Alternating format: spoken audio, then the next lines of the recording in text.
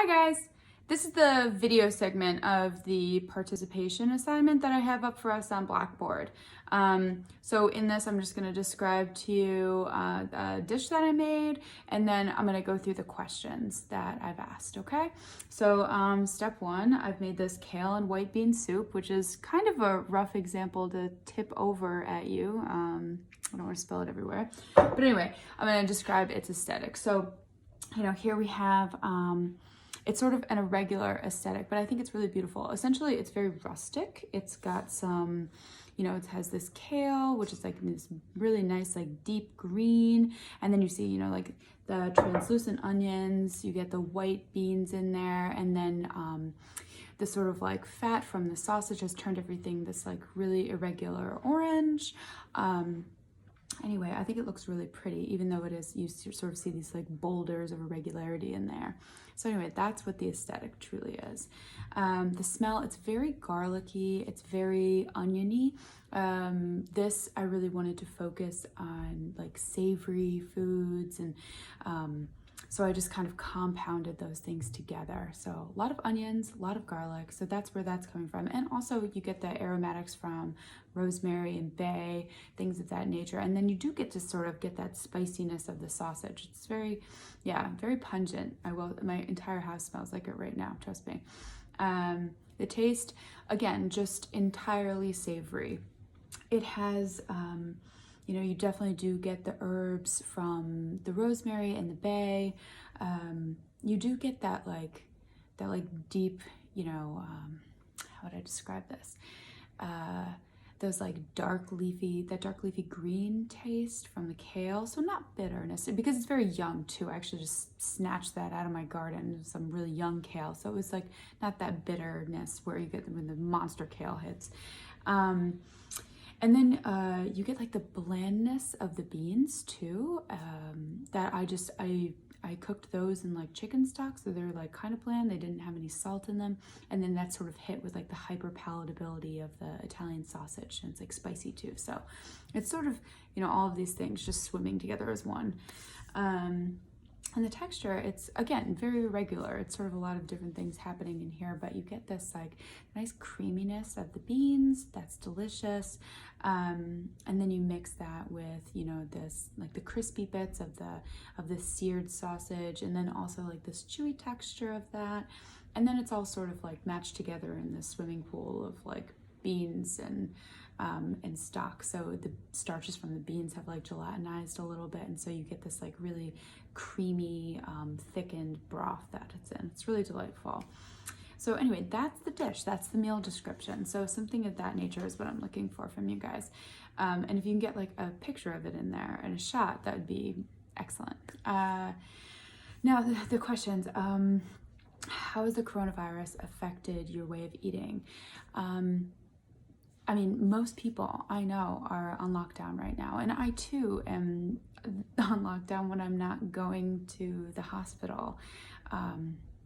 So it definitely has changed my way of eating. It certainly changed my way of thinking about eating, in terms of not only just the safety involved in going to the grocery store, but also it makes me consider just the sustainability of what I'm getting, how what I get and make affects other people.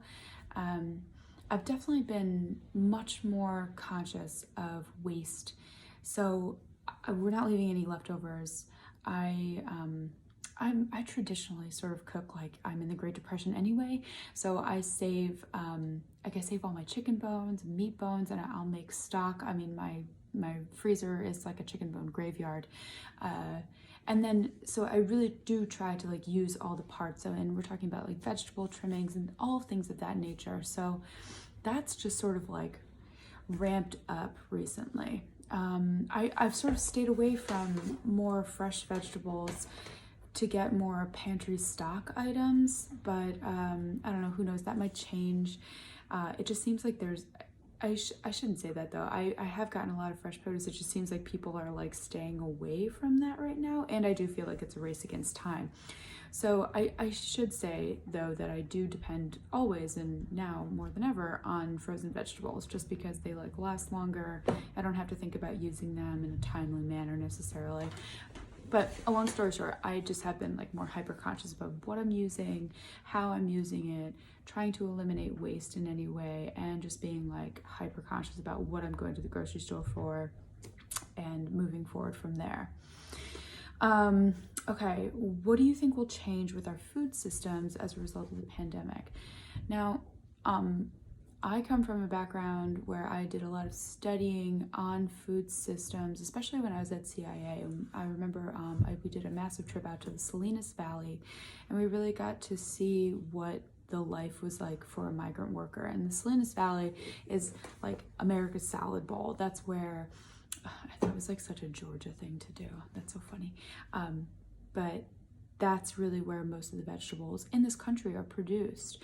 And if we take away migrant labor, which is largely unethical on many levels, we really kick the legs out of a lot of that fresh food system, right? And it begs the question of like, what happens if we don't have migrant workers as a result of illness? Are we willing as Americans to go pick our own produce? Is that a bridge too far for us? And that opens the door wide for a lot of other, ethics questions and cultural questions and socioeconomic questions, right? But I do think that our food systems will change. I think that this is illuminating a lot of different problems with our food systems and how we transport it. We just have these giant far reaches. Right now, I know that the trucking industry is looking for folks because they fear that they won't have enough to transport food. And of course, our food systems really rely a lot too on restaurants. And as you know, those are closed down now. Maybe a few of your restaurants around you are providing takeout. I know handfuls of each in each camp. And I know that is just like, this is such an economically trying time for people. So I don't know exactly how they'll change, but they certainly are changing, and this no doubt will be a huge keystone in their evolutions. Okay, next question. Boop, boop, boop. Uh-oh. How has the pandemic changed your outlook on food? Again, I think it just brings me back to being frugal, and also more to this question than say the first question, just a preparedness mentality. I think about when I used to work on a sailboat. I think I told you guys that like at the beginning of class, but we'd have to prepare food and order food for 8 weeks at a time. And that was for a crew of 38 people. And that was pretty wild. I mean, I remember my first trip alone. I mean, it kept me up at night because I was like, oh no, did we get enough?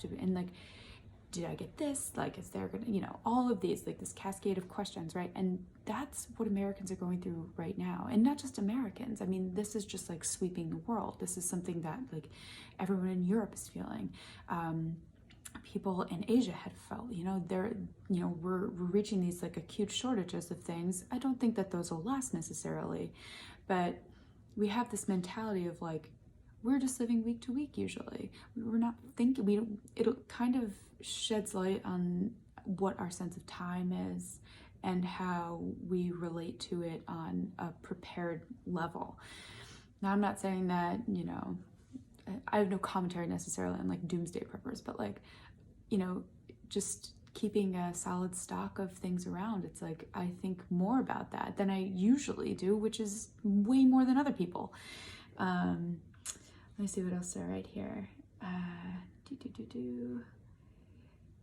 Yeah, and I guess just more to the point of food being more precious. So this is sort of a second part of the first question. Okay, and last question. Okay, how does this meal relate to lab classes that we've completed?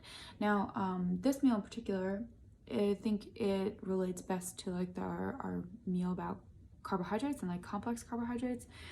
It's foundationally beans, so beans, legumes, big big fiber, complex carbohydrate, things of that nature, long chain starches. And then I think also it relates to our DASH lab, where we talked about like reducing sodium with use of like herbs and spices and things. Like there's a ton of herbs in here. There's a ton of like spices and aromatics that really are hyper flavorful, and it reduces the need for additional salt in there. So I think that that's how this relates to our labs. Well, anyway, that is the exciting conclusion of the video portion. It looks like I ran about 10 minutes. So if you want to do a video, it could be that long. I'm not giving you time caps. But anyway, I hope you're all doing well, and I'm sending you the best wishes, and we'll talk soon. Okay? Bye now.